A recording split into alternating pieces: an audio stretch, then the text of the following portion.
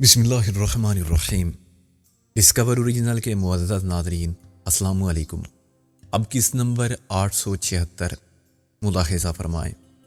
بے عزتوں کے واپس اسلام آباد جانے سے بہتر ہے کہ کچھ کر کے عزت کے ساتھ جاؤ، جس سے تمہارا سروس ریکارڈ بہتر ہو، تمہیں پروموشن ملے۔ اگر ہم تعاون کر رہے ہیں تم سے تو ضابطے کا پنگا مت لو ہم سے، سمجھے؟ صدیقی کا چہرہ احساس ذلت سے سرخ پڑ گیا۔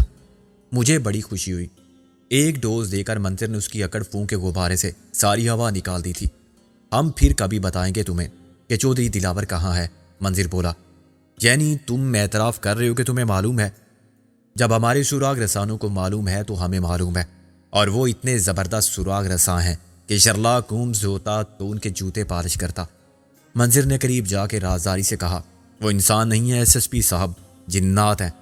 کسی سے ذکر مت کرنا ورنہ لوگ ہنسیں گے تم پر، مگر یہ حقیقت ہے۔ صدیقی ایک دم اٹھا اور اندر چلا گیا۔ اسے اندازہ ہو گیا تھا کہ جہاں اس کی دال نہیں گلے گی۔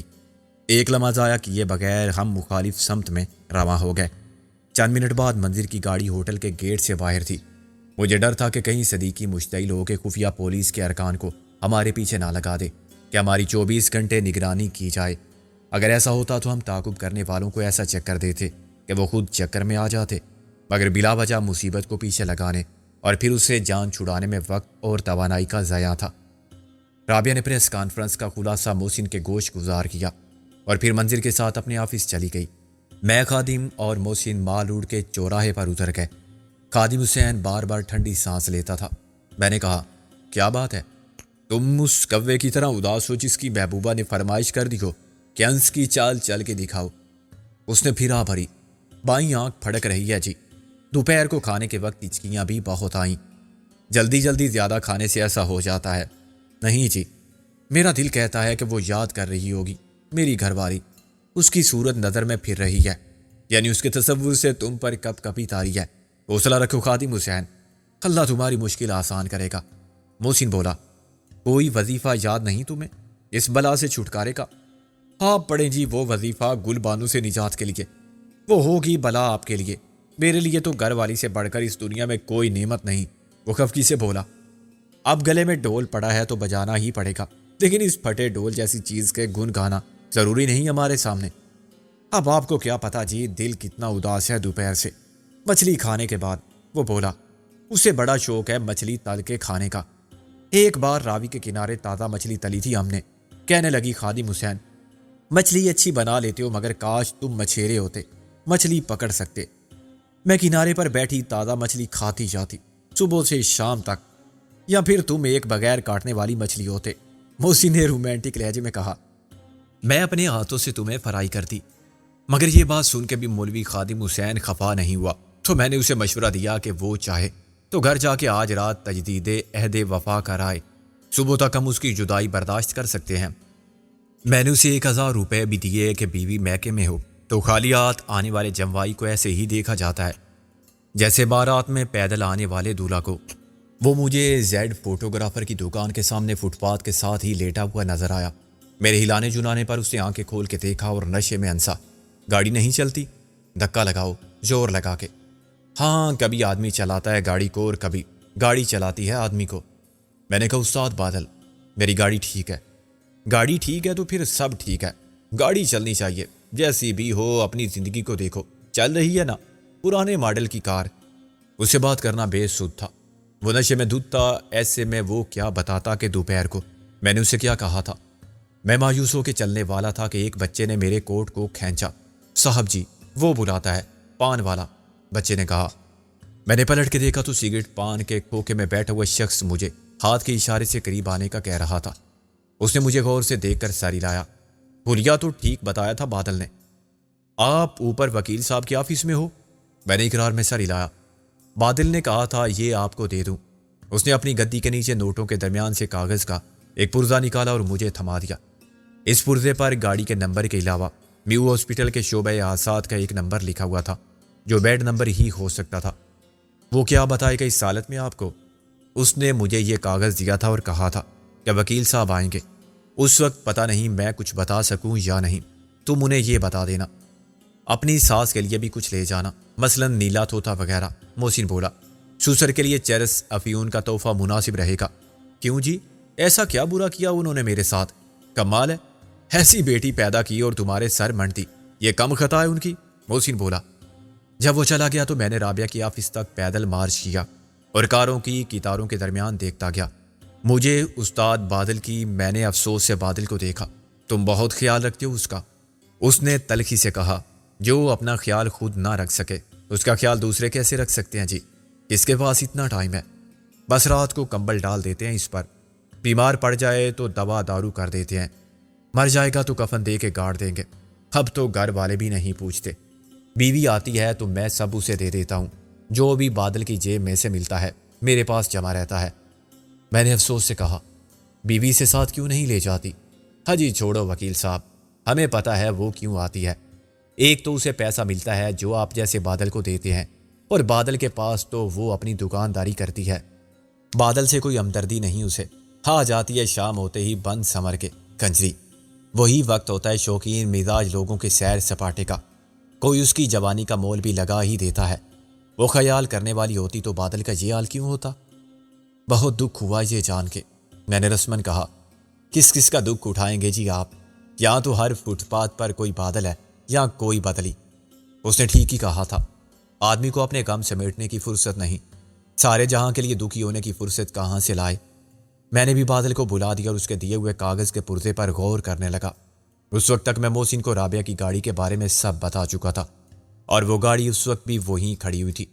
وہ بم بھی یقیناً وہی نصب ہوگا جس کی نشاندہی استاد بادل نے کی تھی۔ دنیا کے لیے بادل کا وجود سنگ راہ سے بھی زیادہ بے مصرف اور باعث آزار تھا، مگر قدرت کے کارخانے کی رواں دواں مشینری میں ہر ناکارہ نظر آنے والا پرانا گھسا پیٹا حقیر پرزہ بھی اپنی افادیت کا جواز رکھتا ہے۔ مال روڈ پر دوڑتی چمکتی دمکتی کاروں اور بے فکروں کے ہجوم میں کون جانتا تھا کہ ایک طرف کوڑے کے ڈھیر کی طرح پڑا ہوا استاد بادل آج ایک نہیں دو انسانوں کی زندگی بچانے کا وسیلہ بنا تھا۔ میو ہاسپٹل کے شعبہ آزاد کے بیڈ نمبر 7 پر ایک عورت کی لاش رکھی ہوئی تھی۔ ڈیوٹی پر موجود ڈاکٹروں میں سے ایک نے بمشکل تمام 1 منٹ کی فرصت میں ہمیں رجسٹر دیکھ کے یہ بتا دیا کہ دوپہر سے پہلے جو شخص اس بیڈ پر تھا وہ اب میڈیکل وارڈ کے کس بیڈ پر ہے۔ میں نے کہا، ڈاکٹر، اس حادثے میں 2 افراد زخمی ہوئے تھے۔ او یس، 1 واز ڈیڈ آن ارائیول، اس نے مختصراً کہا اور پھر کسی نئے کیس کی طرف چلا گیا۔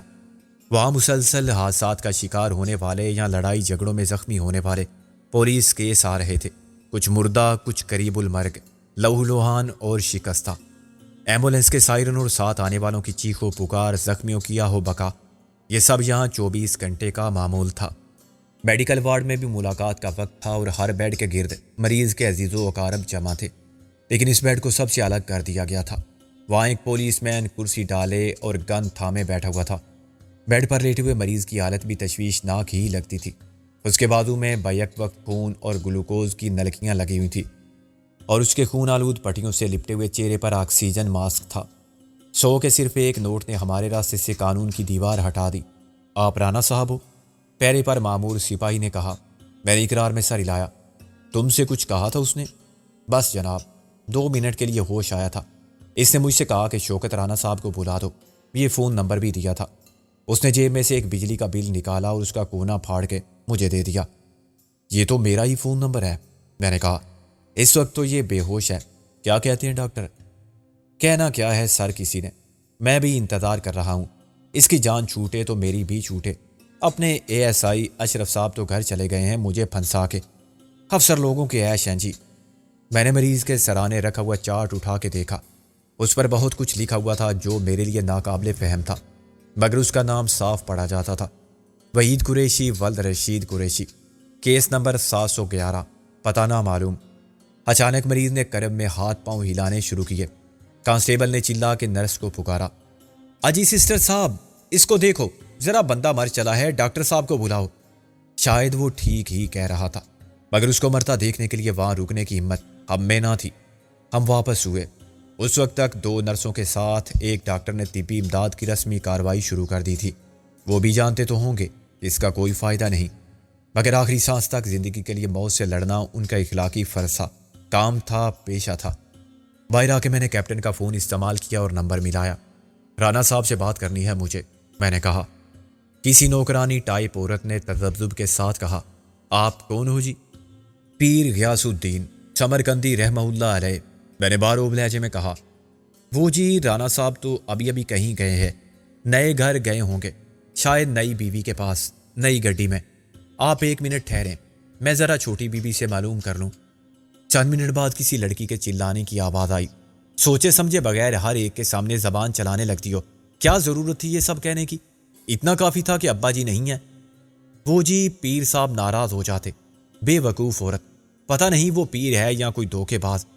اس نے دبے دبے لہجے میں کہا، مگر میرے کانوں نے سن لیا۔ پھر وہ بولی، چلو تم شوکت رانا کی بیٹی ہو نا؟ ماشاء اللہ، میں نے کہا۔ جی ابا جی کچھ بتا کے نہیں گئے، اس نے رکھائی سے کہا۔ چلو کوئی بات نہیں، بس اس کو یہ بتانا تھا کہ وحید کا انتقال ہو گیا ہے ہاسپٹل میں۔ میں نے ریسیور رکھ دیا۔ ٹیلی فون نمبر شوکت رانا کے گھر کا ہی ہے۔ تصدیق ہو گئی۔ میں نے محسن کو مطلع کیا۔ ایک بے وقوف نوکرانی نے ایک سوال کے جواب میں 3 کارآمد باتیں بتا دیں۔ رانا نے نئی شادی کی ہے، نئی کوٹھی بنائی ہے اور نئی گاڑی لی ہے۔ رانا جیسے لوگوں کے ایسے ہی شوق ہوتے ہیں۔ میں نے کہا، کیا اس فون نمبر سے رانا کے گھر کا پتہ نہیں مل سکتا؟ مل تو سکتا ہے، بشرطے کہ نمبر ڈائریکٹری میں ہو۔ کچھ لوگ اپنے پرائیویٹ نمبر رجسٹر نہیں کراتے۔ محسن بولا، نیو میڈیکل ڈائریکٹری میں سب نمبر ترتیب وار لکھے جاتے ہیں اور ان کے سامنے پتہ ہوتا ہے، ایکسچینج والے بتا دیں گے۔ میں نے کہا، اور کینٹین والے کی اجازت سے دوسرا نمبر ملایا۔ یہ نمبر مجھے انکوائری نے دیا تھا اور ڈیوٹی افسر کا نمبر تھا۔ کون سا بول رہے ہیں؟ نام کو چھوڑیں، میں ڈیوٹی افسر ہوں، کام بتائیں۔ میں روزنامہ جلال کا چیف ایڈیٹر تبریز فاروقی بول رہا ہوں۔ ڈیوٹی افسر کا لہجہ ایک دم بدل گیا۔ فاروقی صاحب، کیا حکم ہے؟ میں نے کہا، ہمارے ایک عالم نویس ہیں ابو بکر مشہدی، ان کا فون نمبر تو ہمارے پاس ہے۔ ان کے گھر سے کالم منگوانا تھا۔ ان کے گھر پر صرف ایک جائل نوکر بیٹھا ہے اس وقت جو پتہ بھی نہیں سمجھا سکتا۔ 1 منٹ پلیز، ڈیوٹی افسر بولا۔ ہاں جی، لکھ لیں۔ اور فاروقی صاحب، اگر مجھے تصویر لگوانی ہو بچی کی سالگرہ کی، کوئی مسئلہ نہیں، آپ میرے نام لفافے میں ڈال کے کاؤنٹر پر دے جائیں۔ میں نے کہا۔ جب میں نے ٹیلی فون کال کے پیسے دینے کی کوشش کی تو کینٹین کے مالک نے بڑی انکساری سے کہا، بادشاہ، اخبار والوں کے تو غلام ہیں ہم۔ میرا بچہ گم ہو گیا تھا، اخبار میں تصویر لگوائی، اگلے دن مل گیا، کسی نے اخبار کے دفتر پہنچا دیا، ایڈیٹر صاحب خود گھر چھوڑ کے گئے۔ آپ سے ہم پیسے نہیں لے سکتے جی، بیٹھو، کوئی چائے شائے، ٹھنڈی بوتل۔ کبھی ایک جھوٹ سے کام تو نکل آتا ہے، مگر وہی جھوٹ آدمی کو شرمندہ بھی کر دیتا ہے۔ ہم اس کا شکریہ ادا کر کے نکل آئے۔ اب مغرب کے بعد کا اندھیرا گہرا ہونے لگا تھا۔ میں نے اور محسن نے مال روڈ تک پیدل سفر کیا اور شیزان میں داخل ہو گئے۔ کونے والی میز پر براجمان ہو گئے۔ اندر چائے کافی کی مہک، خوشبوؤں اور کہکوں سے معمور فضا تھی۔ محسن نے کچھ سوچ کر کہا، یار یہ شوکت رانا کیوں نہیں آیا آخر اس پریس کانفرنس میں؟ میں نے کہا، اسے مدعو نہیں کیا گیا تھا۔ ایک طرح سے یہ انتہائی خفیہ پریس کانفرنس تھی۔ اسے رات کو پتہ چلے گا کسی سے یا صبح کے اخبار سے۔ آج کا پروگرام گڑبڑ ہو گیا۔ اگر ہم پہلے ہی دلاور کو پولیس کے حوالے کر دیتے تو اچھا تھا۔ میں سوچ رہا ہوں آج رات رانا کا گھر دیکھ لیا جائے، کچھ دیر بعد وہ نئی گاڑی میں لوٹ کر آئے گا۔ نئے گھر اور نئی بیوی کو چھوڑ کر مشکل ہے، محسن بولا۔ مگر کام کیا ہے؟ کام معمولی ہے، اس کا تحفہ واپس کرنا ہے۔ جو بم اس نے رابعہ کی گاڑی میں نصب کیا تھا وہ اس کی نئی گاڑی میں لگانا ہے۔ یہ معمولی کام ہے؟ ہاں، میں نے جب تار الگ کیے تھے تو دیکھ لیا تھا کہ کس تار کو کہاں جوڑا گیا تھا۔ مشکل یہ ہے کہ رابعہ گاڑی کی چابی تک دینے پر تیار نہ تھی۔ وہ چاہتی تھی کہ خود بم ڈسپوزل والے بم نکالیں۔ بونٹ تو چابی کے بغیر بھی کھولا جا سکتا ہے یار، محسن بولا۔ اس نے غلط نہیں کہا تھا۔ ہم چائے پی کے تازہ دم ہو گئے تو ایک بار پھر رابعہ کے آفس تک گئے۔ اس کی فاکس ویگن ابھی اسی حالت میں کھڑی ہوئی تھی۔ محسن نے یہ ظاہر کیا کہ اس کی چابیاں گم ہو گئی ہیں اور 1-2 کار والوں سے ان کی چابی لے کر بونٹ میں لگائی۔ ایک چابی نے مسئلہ حل کر دیا۔ بم نکالنے کی کارروائی کے دوران مجھے کسی اور کا ڈر نہیں تھا۔ وہاں سب ہی مجھے صورت سے پہچانتے تھے اور کوئی یہ شک نہیں کر سکتا تھا کہ میں گاڑی کی چوری کر رہا ہوں۔ خطرہ مجھے رابعہ کی طرف سے تھا۔ منظر اور وقار یوسف میں سے کوئی اوپر سے جھانک کے دیکھ سکتا تھا یا نیچے آ کے پوچھ سکتا تھا کہ یہ کیا ہو رہا ہے۔ جب کوئی اپنے ہی گھر میں چوری کرتا ہوا پکڑا جائے تو اس سوال کا جواب نہیں دے سکتا۔ بم کو نٹ بولٹ سے کسنا غیر ضروری تھا۔ لگانے والے اسے تاروں کے آسرے پر چھوڑ گئے تھے۔ میں نے اسے ڈسٹری بیوٹر کیپ کے نیچے سے نکال لیا اور ایک بار پھر اس کے کنیکشن چیک کیے۔ 2 تاروں میں سے ایک کو مین کوائل سے ملایا گیا تھا اور دوسرے کو کنڈنسر سے۔ یہ بم سائز میں بھی مین کوائل کے برابر ہی تھا، تقریباً 6 انچ لمبا اور 3 انچ موٹا۔ سیاہ رنگ کا یہ سلنڈر اپنی ساخت ہی سے غیر ملکی لگتا تھا۔ جب میں نے اسے کچھ دور جا کے روشنی میں دیکھا تو اس پر ہندی کے الفاظ گندہ نظر آئے، جن کو مٹانے کی ضرورت کسی نے محسوس نہیں کی تھی۔ ٹیلی فون ایکسچینج سے جو پتہ معلوم ہوا تھا اسے تلاش کرنا زیادہ مشکل کام ثابت نہیں ہوا۔ وہ ملتان روڈ کی طرف ایک نئی آبادی کا تھا اور وہاں شوکت رانا صاحب جانی پہچانی شخصیت تھے۔ میں اور محسن پرانی کہلانے والی اس کوٹھی کے سامنے زیر تعمیر عمارت کے سائے میں کھڑے رہے۔ یہ کوٹھی 2-3 سال پہلے ہی بنی ہوگی، مگر اب رانا صاحب نے نئی بیوی کے لیے اس سے بھی بہتر کوٹھی خرید لی تھی۔ ابھی رات کے 9 بجے تھے اور ہم یقین سے نہیں کہہ سکتے تھے کہ رانا واپس آیا تو کس وقت آئے گا، اور اس کے واپس آ جانے کے بعد ہمارے لیے کامیابی کے امکانات کیا ہوں گے۔ رانا 10 بجے آیا، جب ہم تقریباً مایوس اور انتظار کی کوف سے سخت بیزار ہونے کے علاوہ تھکن اور بھوک سے بھی پریشان تھے۔ اس کی نئی گاڑی کو ایک شوفر چلا رہا تھا۔ رانا پچھلی سیٹ پر تھا۔ شوفر نے گاڑی گیٹ کے سامنے روک کے پچھلا دروازہ کھولا تو رانا نے قدم باہر رکھا۔ اس کے لیے خود ہینڈل سے دروازہ کھولنا شان کے خلاف تھا۔ میں اور محسن دیوار کی اوٹ سے سر نکالے دیکھتے رہے۔ رانا نے شوفر کو کچھ ہدایات دیں اور وہ سر ہلاتا رہا۔ سنتری نے بڑا پھاٹک کھولا تو ڈرائیور نے گاڑی کا دروازہ بند کیا، مگر لاک نہیں کیا اور اندر چلا گیا۔ شاید اسے کچھ دیر بعد کہیں جانا تھا اور یہاں کار کو کسی چور سے خطرہ لاحق نہیں تھا۔ ہم نے چند منٹ کی مہلت سے فائدہ اٹھایا۔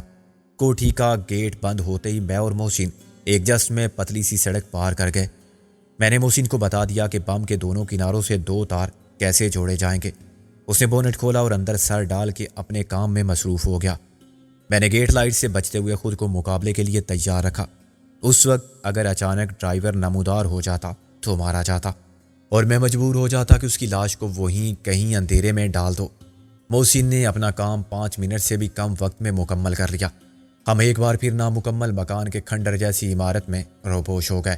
میری دلی خواہش تھی کہ رانا خود گاڑی سٹارٹ کرے، مگر اس کا امکان بہت کم تھا۔ ہر صورت میں مرنا ڈرائیور ہی کو تھا۔ گھیوں کے ساتھ گن ایسے ہی پستے ہیں۔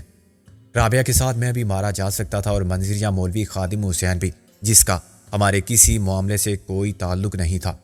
اچانک گیٹ کھلا اور ایک شخص آہستہ آہستہ چلتا ہوا گاڑی کی طرف بڑھا۔ ایک لمحے کے لیے مجھے یوں لگا جیسے میرا دل دھڑکنا بھول گیا ہے۔ میں نے اپنی آنکھیں ملی۔ محسن نے میرا شانہ ہلایا۔ یہ تو غالب ہے۔ میں سمجھا تھا دھوکہ ہو رہا ہے میری آنکھوں کو۔ میں نے اسے روکنے کے لیے آواز دی، غالب! غالب کے قدم ایک لمحے کے لیے رکے۔ اس نے ادھر ادھر دیکھا اور گاڑی میں بیٹھ گیا۔ میں اور محسن اس پناہ گاہ سے نکل کر دوڑے، مگر ہمیں اندازہ تھا کہ یہ کوشش بے سود ہے۔ ہمیں بہت دیر ہو گئی تھی۔ میں نے ہلکی پوری قوت سے غالب کو آواز دی اور پھر محسن اسے چیخ کے پکارا۔ بے شک ہمارے درمیان سڑک حائل تھی، مگر یہ ناممکن تھا کہ اس پرسکوت ماحول میں ہمارے دل کی گہرائی سے نکلنے والی پرکرب چیخ غالب نے نہ سنی ہو۔ اس وقت تمام خطرات کا وجود میرے لیے بے معنی ہو گیا تھا اور میرے لیے ایک ہی احساس کی ناقابل برداشت اذیت باقی رہ گئی تھی کہ میں نے خود اپنی تدبیر سے، اپنی بدقسمتی سے اور اپنی بدخوائی سے خود اپنے عزیز ترین دوست کی ہلاکت کا سامان کر دیا تھا۔ میری حالت اس شخص کی طرح تھی جس نے دشمن کے سینے میں اتاری جانے والی گولی اپنے ہی بھائی کی پشت کی جانب سے اس کے دل میں پیوست کر دی تھی۔ مجھے اس وقت وہ سب یاد آیا جو ازلی و ابدی سچائی کی طرح تسلیم کیا جاتا ہے کہ جسے اللہ رکھے اسے کون چکھے۔